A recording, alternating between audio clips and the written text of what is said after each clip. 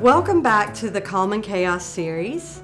I am here again with Meaghan O'Connor, and she is a therapist at the Counseling and Wellness Center here in Oxford. And we're going to be talking about a really important topic that is admittedly something I'm not great at, and it's having your work effort equal your rest non-effort. Really important in terms of energy management, which is as important as time management. So I'm really happy that we're going to be talking about this today, Meaghan. I am as well. It's huge. I think everybody runs into this at some point or another. I mean, even students, thinking about their workload and balancing that. Yeah. So in athletics, we are in a very fast-paced, high production, high expectation, amazing environment. I love it, but one of the things I love is the challenge, and I actually love that pace. But what I end up doing is looking at my work schedule, and I haven't put in any space because I'm like, ooh, I could fit that in there. And so it's all like, how can I be more productive rather than how can I be more efficient? And then I have kids, so I fill it up until I pick them up, and don't really factor in that that's still work. Yes. Oh, yes.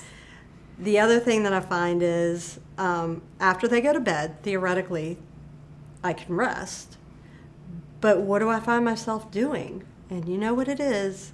I am planning my day. I am in my head hypothetically answering those emails. I am planning for the next project, all in my head. That's not restful. Right. That's something that I talk about a lot with my clients, is taking those mini breaks throughout the day.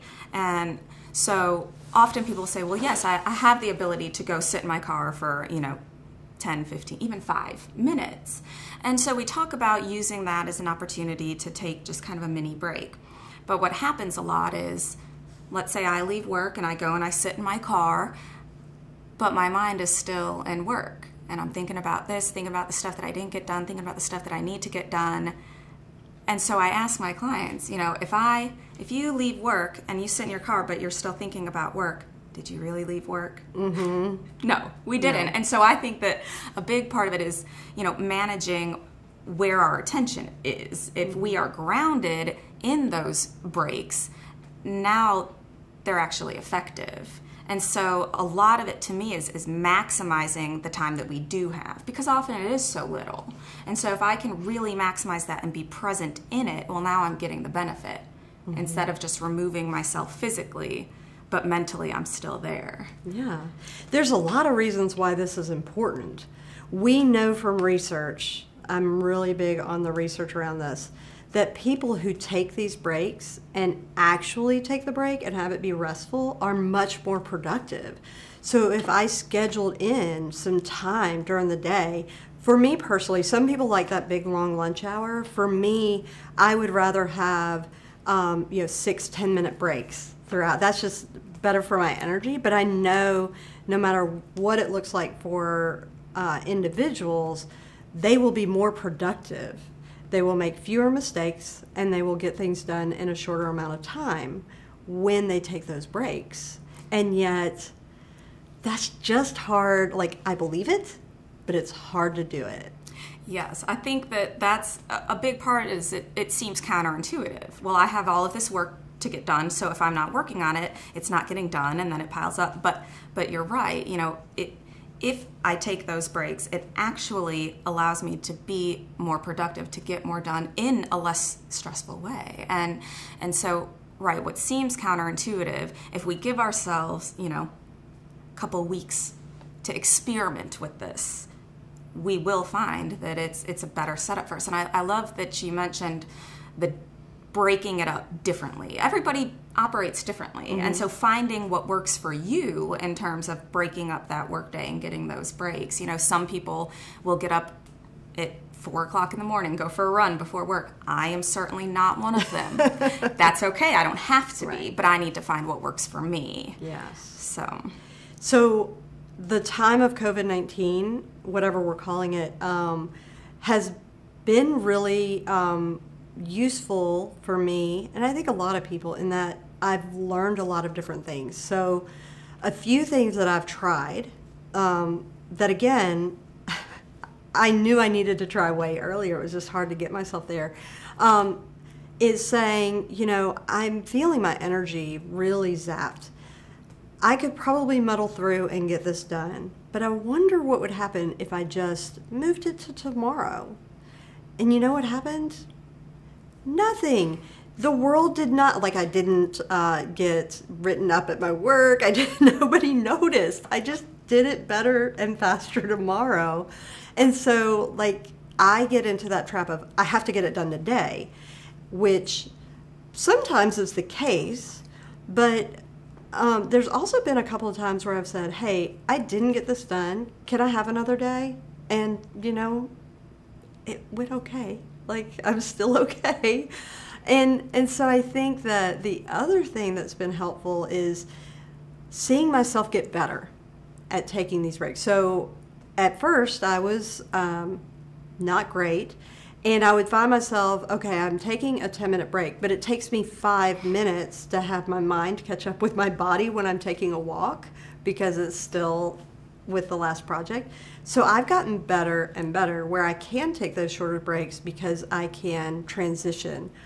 One of the things that was really helpful for me is I would take a couple of walks in my day while I was working from home with my dogs. And so leaving my phone in the house, huge deal. And there was at first like, oh my gosh, what if somebody's trying to reach me, or what if I miss a text message, or what if, and I laugh at how important I think I am. That in 10 minutes, the world is going to crumble because I wasn't responsive.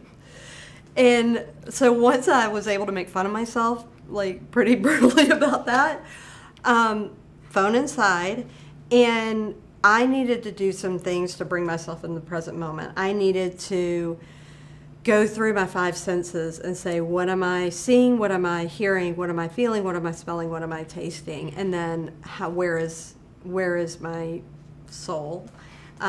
Noticing things that my dogs were doing, following them and like, what are you smelling? Oh, that's pretty gross. And you know, that was really helpful to learn to make this transition and make it restful. Right.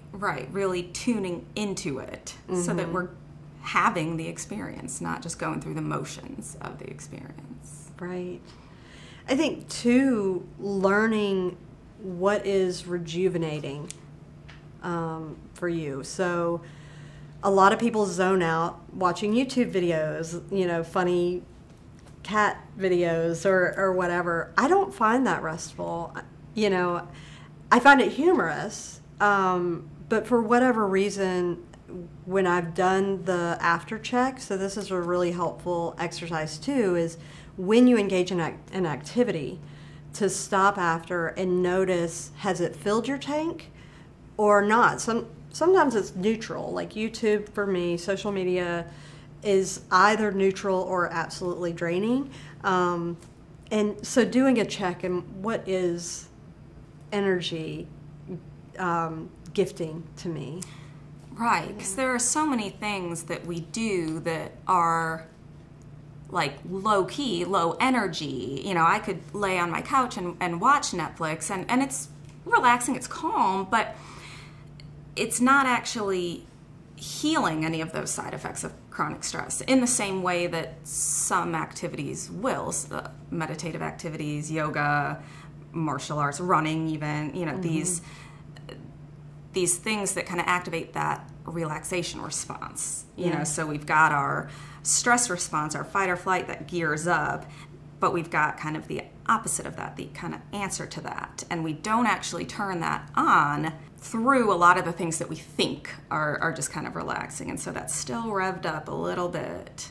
And so finding those things that, right, for you do de-escalate the nervous system and bring us to this place of real rest and real healing internally. Yeah. Music is a big thing for me. And oftentimes when I'll ask athletes, like, hey, do you listen to music? All of them, yes, absolutely. But when was the last time you listened to music? And they're like, I don't understand. Like, lay on your bed, headphones in, no other, phone isn't active, you're not doing your homework. You're actually listening to the music. And that's really restful for me, but I think it's not often that we really bring it to the forefront and let it give us energy. Things like that. It can be anything. Yeah, well, I think music is a huge one that's often in the background, always this kind of running background thing, and now we're just like layering things on top of one another. I love using instrumental music, or if it does have vocals, something that's not in a language I understand. Because if it is, now I'm analyzing the words. Now, there's a song and it says this word, and that makes me think of that vacation that I took, and then, and now we're down this path. And so I like to do any kind of instrumental music, and what I'll do is, and I have my clients do this a lot too, imagining that sometimes I use the image of the notes physically coming out of the speaker and going into my ears and kind of carrying the thoughts out with them.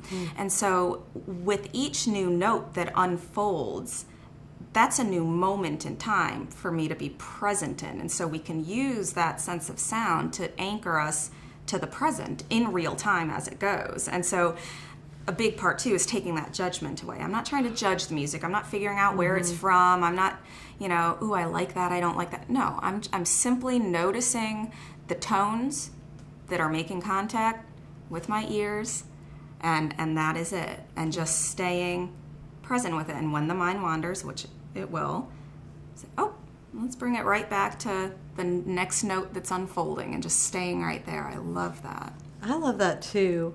You mentioned something that is extremely important to consider when you're looking for what is going to give you that energy and what is going to be restful is judgment. It will rob you of peace, and anything that isn't peaceful isn't restful. So, when I engage in, certain activities, like I'm painting a dresser for my son, and there are times that I find it restful, but there are sometimes that I just get caught up in that criticism and that outcome motivation, That's why sometimes coloring, when you're an adult, it can be like, you don't really care what it looks like, or if you can engage in the process without being impacted by the possible outcomes,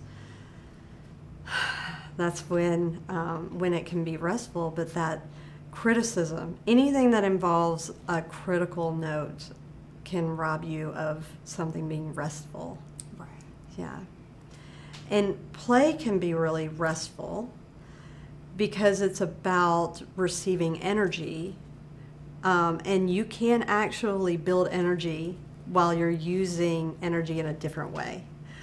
So being able to run around the slip and slide with my kids, that's very playful, and it is exhausting, but it is also very fulfilling. So there's a Native American concept of the medicine wheel. So when somebody says, I'm tired, I'll ask them, how?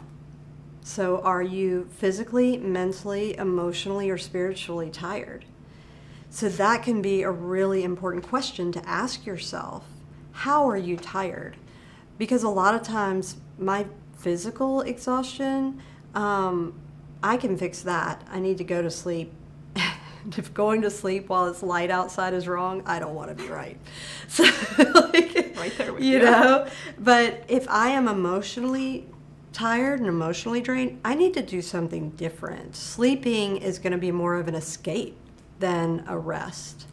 So what brings me emotional rejuvenation? What brings me spiritual rejuvenation? And, you know, so thinking through, you know, sometimes being mentally drained, I just need to watch something meaningless and hysterical. I need to watch Schitt's Creek on Netflix, right? Yes. Like I just, but recognizing where that energy needs to be replenished.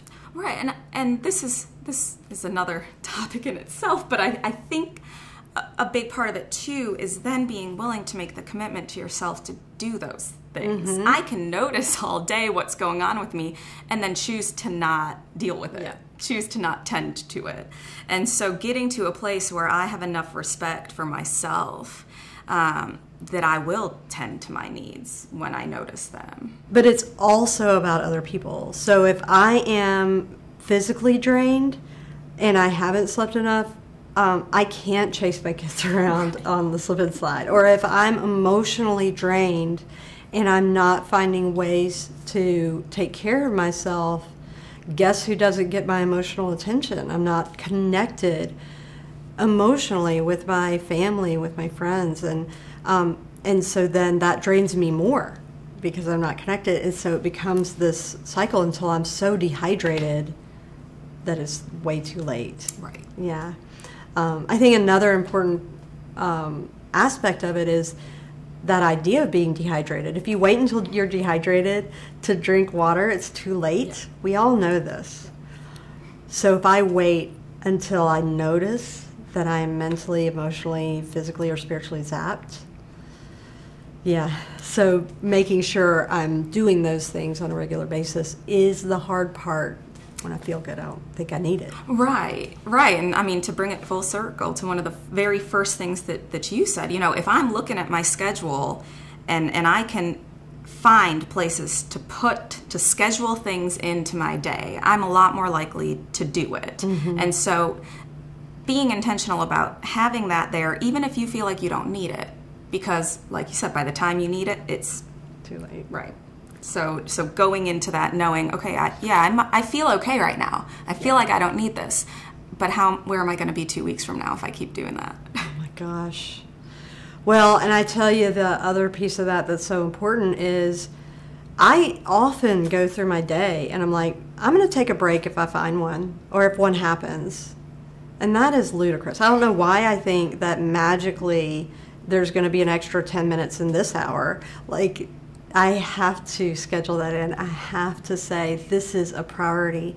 And so making the priority of your rest equal to the priority of your work is the number one step. Saying, I want to be better at my work, so I have to be better at my rest. Absolutely. Yeah. Well, thank you so much again. Thank you. Always Thank very you for helpful. having me. Yeah. So go through, see if you are prioritizing your rest in the same way that you are prioritizing your work. Make those spaces happen. Ask yourself, in what way do I need to fill my energy? And in what ways do I need to replenish that part of myself? And when you can consistently make that rest happen, that's how you get to a place where you can fill the... So when you get to a place where you can consistently prioritize that rest, then you will more consistently feel the calm.